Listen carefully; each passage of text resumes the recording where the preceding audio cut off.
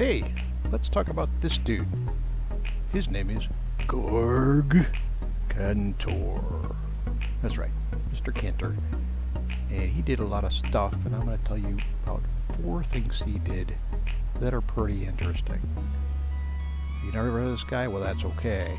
Most people haven't, but he did some important things. First thing he didn't really do himself. The Cant Set. So some other dude discovered this thing, and Mr. Georg here figured out that this thing called the Cant Set, which you make this way, it is infinitely dense but infinitely sparse, sort of.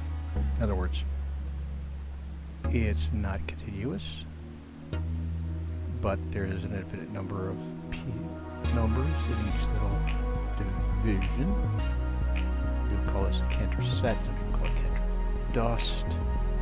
Two kind of different things, but basically the idea is this thing is kind of cool. People talk about chaos theory, which doesn't really make any sense at all to me. It's not really chaotic, it's very ordered, but this thing is cool, and you can program your computer to make an approximation of what you are into, that sort of thing. Number 2,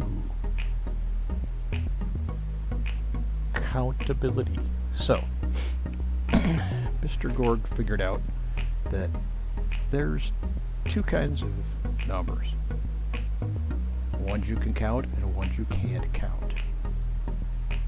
And you think, well, okay, there's the counting numbers, and there's everything else, right? No. What there is numbers you can enumerate, you can count, and no, you can't. And so he invented what we use all the time, one-to-one correspondence concept, which is basically how you count, right? You look at 1, and you say 1. You'll get this next one, you say 2. That's how you learn how to count.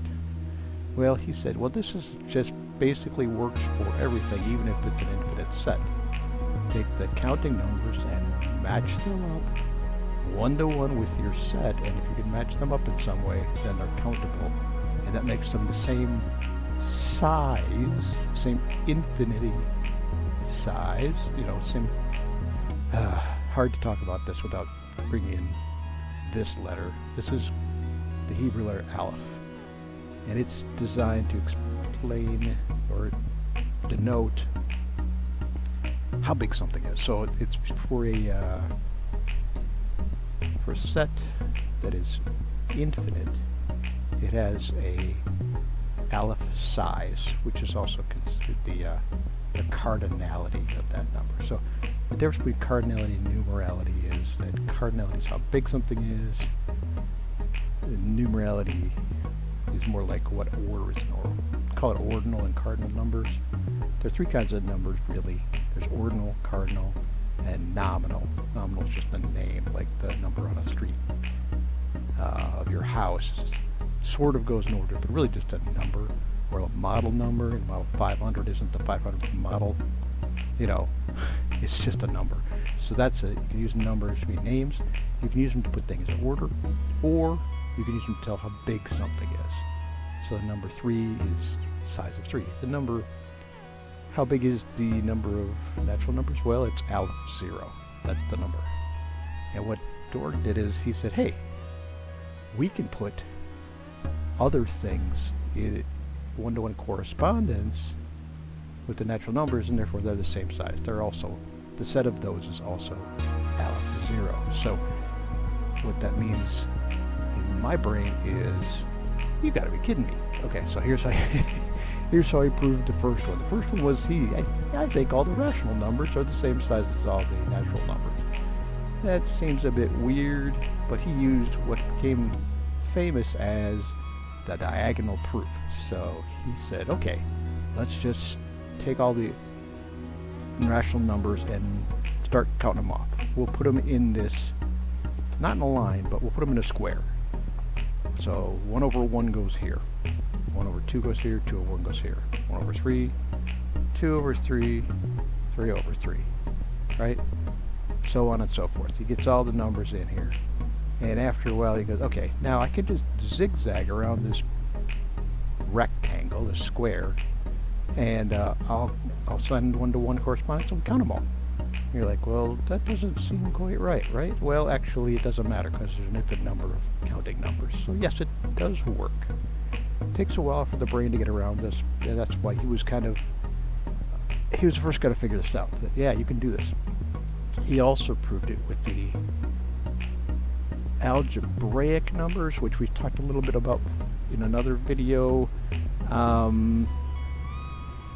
but I don't know how to tell you exactly what that means without going back to my constructible numbers video, which you can look at, or there are better ones out there about what algebraic numbers are. But anyway, constructible numbers are also countable because basically they're just rationals plus some square roots. So the way it turns out is it started to look like, hey, everything's countable. But Georg was, oh no, not so quick. There are numbers that are not countable. And so what he did is he said, let's take a look at the real numbers. And so he put them out as digital expansions. So again, he decided, well, a square or a rectangle is the best way to look at this. We'll do some diagonal proofs. So he put them all in order. So let's pretend, he did it by contradiction. Let's pretend that they are countable, right? Or to list them all. So he lists them all the numbers. We'll just start between 0 and 1 because it would be extensible to everything else. So all the numbers from 0 to 1 in whatever, just any order, just write them all down. Then just pick off the number, the first row, we pick the first number, the 0. The second row, we pick the first one, the 10th place, and then the 100th place, so on. And we just change each of those. So you just change each of those to a different number, and then take the number you get by putting all those numbers in a row, and that number is not in any of those rows, right? So then, boom, it's a new number. So you just proved by contradiction that there's no number. There's a little bit of a caveat in that the number, 0.999999 is the same as 1.00000, but you can get around that by not going over that 0.9 border. There's a way to do that. A little more complicated than I want to mess with, but basically that's the idea. So he proved that the real numbers, the ones you can write as additional expansion, are bigger, and it's Aleph something, and we think it's Aleph 1. There's a conjecture that it's the next biggest infinity. So then he started to play with other things, and he said, hey, maybe things fit into one of these two categories at least. So, and he at some point was able to prove that transcendental numbers are bigger than algebraic numbers. So, transcendental numbers are numbers like e and pi, where you can't get them out of an algebra equation, but they exist, and some of them just turn up, and there's zillions of them, right, that we just don't know how to find. We just know they exist. So those numbers, those transcendental numbers, turns out are bigger than the natural numbers. They're the same size as the real numbers, basically. So what that means is if you were to take out all of the rational numbers from the number line, you haven't really taken out anything. The size is so much smaller that what's left over is just the same size as the rational real numbers. That's really hard to get my head around, but he was able to prove it. So it's pretty cool. You'd think that would be enough to make it famous, and it was. But what really he did that you will find and talked about is he invented set theory. So what's set theory? Well, that could be a whole separate video, but basically set theory is the idea that everything that we talk about in number world is really an extension of something called a set. And you always learned this if you had new math, or if you had any kind of math, you probably learned what a set is in math world. Set, you think of a set as a grouping of things, but there's more formal definitions of sets, like if you have two objects that are the same object, they only count once, right? The size of a set is based on, it's not an ordered thing, that would be a list. So some of you run into this programming, a set is not ordered, a set does not have duplicates, a set can be empty, a set can contain another set, things like that. So he started with that, and he developed what we call set theory, which is basically the ability to define numbers in terms of sets. So you start with defining 0. Easiest way to start is, of course, number theory. People love to start with 0 instead of 1, right? So 0 is equivalent to the empty set. That's simple, right? It has 0 elements, so it must be the size 0. We'll just call it 0. So it's numeral and ordinal and cardinal numbers are all the same at 0. How do you get 1? Well, you put that 0 in a set. That set has 1 member, so it's 1. Okay, what do you do next? Okay, we got 0, we got 1.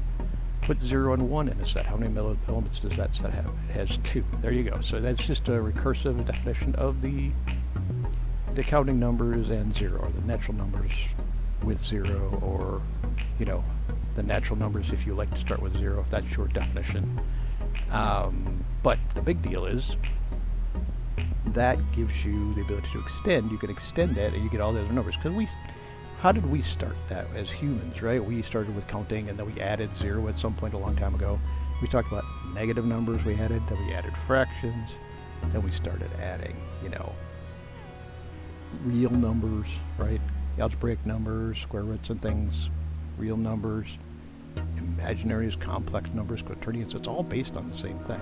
It's all based on this idea that you can count the numbers in something. So this is a counting number concept. So set theory is one of the fundamental pieces of modern day math, and it was invented by this guy. So there's very briefly 4 things that Mr. Cantor did that are really kind of cool, and I hope you look into them a little bit more. And if you're curious, maybe take a look at some of his very, very complicated and brain mind-melting stuff from 150 years ago, or so, maybe 1880s it was.